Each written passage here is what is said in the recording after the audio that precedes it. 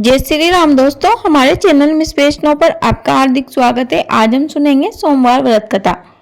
एक साहूकार था, वह बहुत ही धनवान था।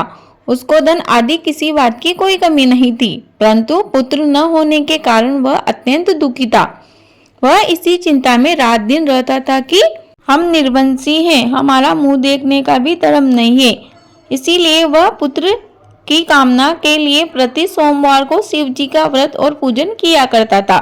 सायकाल को शिव जी के मंदिर में जाकर दीपक जलाया करता था। उसके इस भक्ति भाव को देखकर एक समय श्री पार्वती जी ने शिव जी महाराज से कहा, हे महाराज, यह साहूकार आपका अनन्य भक्त है और सदैव आपका व्रत और पूजन बड़ी श्रद्धा से करता है, अतः इसकी मनोकामना आपको अवश्य ही पूर्ण करनी चाहिए। माता पार्वती जी के ऐसे वचन सुन शिव जी ने कहा कि पार्वती जी, यह संसार कर्म क्षेत्र है। जैसा किसान खेत में बीज बोता है, उसे वैसा ही फल काटना पड़ता है। उसी तरह संसार में जो जैसा कर्म करते हैं, उन्हें वैसा ही फल मिलता है। पार्वती जी ने अत्यंत आग्रह से कहा कि महाराज, जब यह आपका ऐसा भक्त है और यदि इसको किसी प्रकार का दुख है तो उसको अवश्य दूर करना चाहिए, क्योंकि आप तो सदैव अपने भक्तों पर दया करते हैं, उनके दुखों को दूर करते हैं। यदि आप ऐसा नहीं करोगे तो मनुष्य क्यों आपकी सेवा व्रत व पूजन करेंगे। पार्वती जी का ऐसा आग्रह देख शिव जी महाराज प्रसन्न होकर बोले, हे पार्वती, इसके कोई पुत्र नहीं है, इसी पुत्र की चिंता में यह दुखी रहता है। इसके भाग्य में पुत्र न होने पर भी मैं इसको पुत्र की प्राप्ति का वर देता हूँ, परंतु यह पुत्र केवल 12 वर्ष तक ही जीवित रहेगा। इसके पश्चात वह मृत्यु को प्राप्त होगा। इससे अधिक मैं इसके लिए कुछ भी नहीं कर सकता। यह सब बात साहूकार सुन रहा था। इससे उसको न कुछ प्रसन्नता हुई और न ही दुख हुआ। वह पूर्वतः वैसे ही शिव जी महाराज का सोमवार का व्रत और पूजन करता रहा। कुछ समय व्यतीत हो जाने पर साहूकार की स्त्री गर्भवती हुई और 10वें महीने में उसके गर्भ से एक अति सुंदर पुत्र की प्राप्ति हुई। साहूकार के घर में बहुत खुशी मनाई गई, परंतु साहूकार ने उसको केवल 12 वर्ष की आयु जानकर ही अधिक प्रसन्नता प्रकट नहीं की और न ही किसी को भेद बताया। जब वह 9 वर्ष का हो गया तो उस बालक की माता ने उसके पिता से उसके विवाह आदि के लिए कहा, परंतु साहूकार कहने लगा, मैं अभी इसका विवाह नहीं करूंगा और काशी जी पढ़ने के लिए भेजूंगा। फिर उस साहूकार ने अपने साले अर्थात बालक के मामा को बुलवाया और उसको बहुत सारा धन देकर कहा, तुम इस बालक को काशी जी पढ़ने ले जाओ और रास्ते में जिस जगह भी जाओ वहां यज्ञ करते, दान देते व ब्राह्मणों को भोजन कराते जाओ। इस प्रकार वह दोनों मामा भांजे सब जगह यज्ञ कराते, ब्राह्मणों को भोजन कराते जा रहे थे। रास्ते में उनको एक शहर दिखाई पड़ा। उस शहर में राजा की कन्या का विवाह था और दूसरे राजा का लड़का जो विवाह के लिए बारात लेकर आया था, वह एक आंख से काना था। लड़के के पिता को इस बात की बड़ी चिंता थी कि कहीं वर को देखकर कन्या के माता पिता विवाह में किसी प्रकार की अड़चन पैदा ना कर दे। इस कारण जब उसने अति सुंदर सेठ के लड़के को देखा तो मन में विचार किया कि क्यों न दरवाजे पर के समय इस लड़के को वर का काम में ले लिया जाए।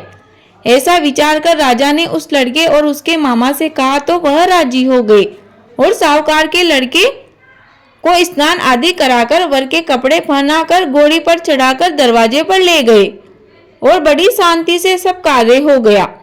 अब वर के पिता ने सोचा, यदि विवाह कार्य भी इसी लड़के से करा दिया जाए तो क्या बुराई है। ऐसा विचार करके उसके मामा से कहा, यदि आप फेरों व कन्यादान पर भी आपके लड़के को ही बिठा दो तो बहुत ही आपकी कृपा हम पर होगी और हम इसके बदले में आपको बहुत सारा धन देंगे। उन्होंने स्वीकार कर लिया और विवाह कार्य आदि बहुत अच्छी तरह से हो गए।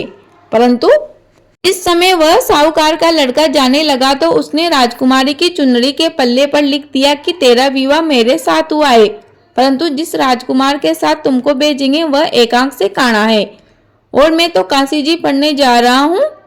उस राजकुमारी ने जब अपनी चुनरी पर ऐसा लिखा हुआ पाया तो उसने राजकुमार के साथ जाने से इनकार कर दिया और कहा कि यह मेरा पति नहीं है, मेरा विवाह इसके साथ नहीं हुआ, वह तो काशी जी पढ़ने गए हैं। राजकुमारी के माता पिता ने अपनी कन्या को विदा नहीं किया और बारात वापस चली गई।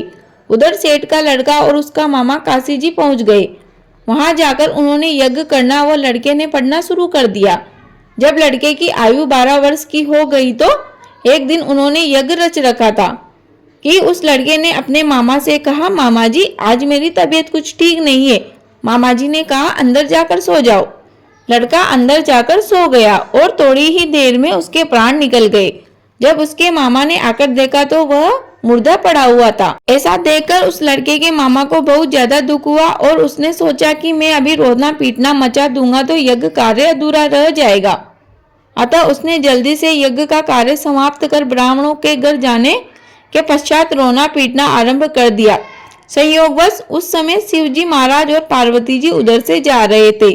जब उन्होंने जोर जोर से रोने पीटने की आवाज सुनी तो पार्वती जी ने शिवजी को आगरा उनके पास ले गई और सुंदर लड़के को मरा हुआ देखकर कहने लगी कि महाराज यह तो उसी सेठ का लड़का है जो आपके वरदान से पैदा हुआ था। शिवजी ने कहा कि पार्वती जी इसकी आयु इतनी ही थी सो यह भोग चुका है।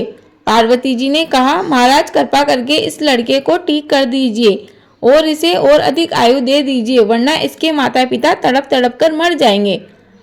पार्वती जी के इस प्रकार बार बार आग्रह करने पर शिवजी ने उसको वरदान दिया और शिवजी महाराज की कृपा से वह लड़का जीवित हो गया। शिवजी व पार्वती जी कैलाश चले गए। तब वह लड़का और उसका मामा उसी प्रकार यज्ञ करते हुए अपने घर की तरफ चल पड़े। रास्ते में उसी शहर में आए जहाँ पर उस लड़के का विवाह हुआ था। वहां पर आकर जब उन्होंने यज्ञ आरंभ कर दिया तो उस लड़के के ससुर ने उसको पहचान लिया और महल में लाकर उसकी बड़ी खातिर की। साथ ही बहुत सा धन देकर दासियों सहित बड़े आदर और सत्कार के साथ अपनी लड़की और जमाई को विदा किया। जब वह अपने शहर के निकट पहुंचे तो उसके मामा ने कहा कि मैं पहले तुम्हारे घर जाकर खबर कर आता हूँ। उस समय उसके माता पिता अपने घर की छत पर बैठे हुए थे। उन्होंने यह प्रण कर रखा था कि यदि हमारा पुत्र सकुशल घर आया तो राजी खुशी नीचे आ जाएंगे, नहीं तो छत से गिरकर अपने प्राण त्याग देंगे। इतने में उस लड़के के मामा ने आकर समाचार दिया कि तुम्हारा लड़का आ गया है, लेकिन सेठ जी और सेठानी जी को विश्वास नहीं हुआ। तब उसके मामा ने शपथ पूर्वक कहा कि आपका पुत्र अपनी स्त्री और बहुत सारा धन लेकर आया है। तो सेठ ने बड़े आनंद के साथ उनका स्वागत किया और वह सभी बड़ी प्रसन्नता के साथ रहने लगे। इसी प्रकार जो भी सोमवार का व्रत धारण करता है अथवा इस कथा को पढ़ता है या सुनता है उनके दुख दूर होकर उनकी सभी मनोकामनाएं पूर्ण होती है। प्रेम से बोलिए शंकर भगवान की जय, गोरा मैया की जय।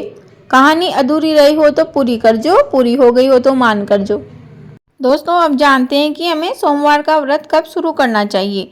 सोमवार का व्रत चैत्र वैशाख श्रावण माघशीर्ष कार्तिक मास में आरंभ किए जाते हैं। साधारणतः श्रावण मास में व्रत का अधिक प्रचलन है तो हमें संभवतः श्रावण मास में ही सोमवार का व्रत शुरू करना चाहिए। दोस्तों मुझे उम्मीद है आपको वीडियो अवश्य उपयोगी लगी होगी। प्लीज वीडियो को लाइक करें, शेयर करें, कमेंट बॉक्स में जय श्री राम अवश्य लिखें। आपका दिन शुभ हो। धन्यवाद।